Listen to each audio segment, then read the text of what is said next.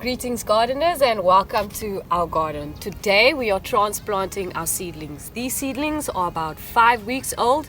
The optimum time to transplant your seedlings is between 5 and 6 weeks depending on their growing rate.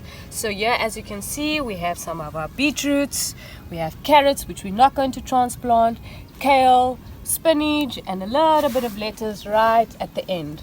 So the way we like to do it, we like to concentrate all our energy in one space while we're getting our babies ready to go into the big garden. And we've been focusing on just making beds, putting down the mulch, making sure that the garden is ready to receive these babies. So what I'm going to do, I'm just going to work around the roots, making sure I don't want to break too much of the roots, even though they are quite resilient, but I want to make sure that I keep most of the root ball together. This will ensure that the time it takes to recover is a lot faster than if I just took them very roughly. So you can see that they're quite intact here. Also, depending on what kind of soil you have, it might not be that possible, but I didn't hear any of that sound breaking the roots. All right. So I've got some beetroots. I'm going to take some of my kale. I absolutely love these kales. And what I'm going to do, I'm just going to go around, make sure that I'm loosening up the soil nicely, and then carefully taking them out like this. There we go. And I'm going to move on to my spinach. I heard a little bit of root cracking, but that's okay. There we go. I'm just putting them into my box. And then I'm going to go and transplant these in our garden. Let's go.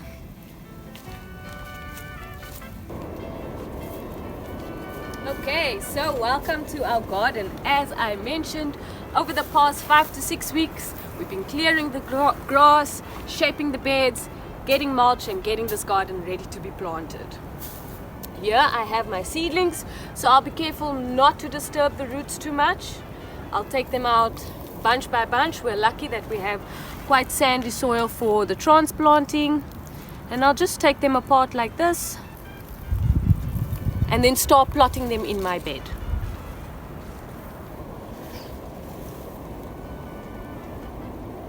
Being very careful with these babies. There we go.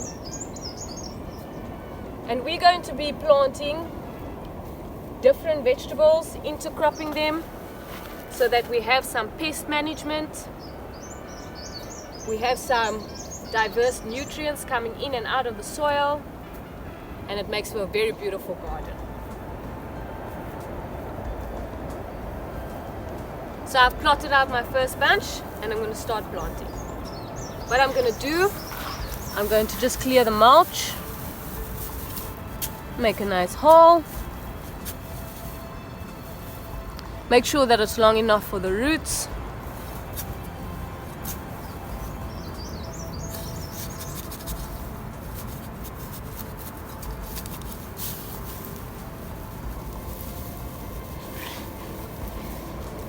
And it's as simple as that.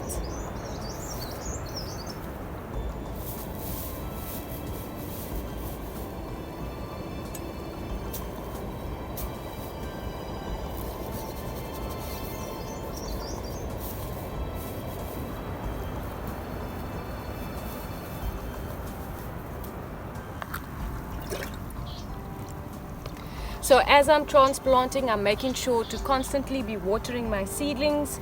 Because we have sandy soil, it tends to not absorb water as quickly and as efficiently as other soil types. So when I'm watering, I'm waiting for the water to go down a little bit and then just re-water a little bit again later.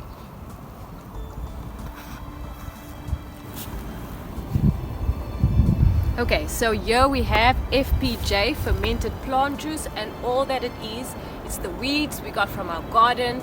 It's put in a bucket with water and it starts to ferment. It smells really, really strong, but it's also very good for the garden. So just to help these babies out in the first life cycle, we're going to just give them a little bit at a time. You can also see here that I've started plotting out how I'm going to plant my beetroots.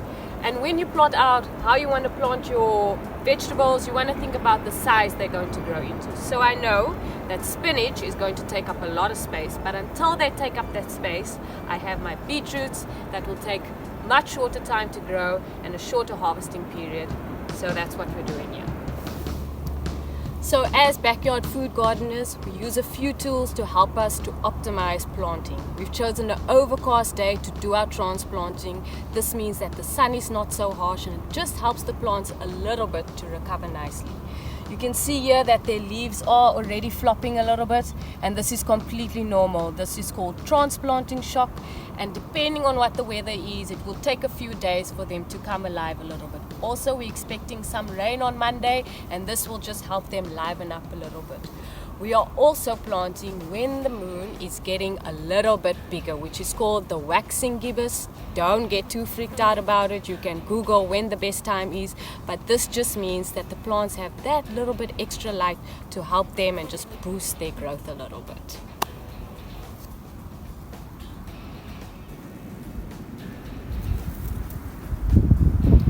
Okay, so it's the end of the day. We planted up 3 beds, made sure that the plants have got lots of water, and now our final task is to record everything in our garden planner. Thanks for watching. I hope you found this video informative. Please share pictures and videos. We would love to see how you do it in your garden. Until next time, happy growing.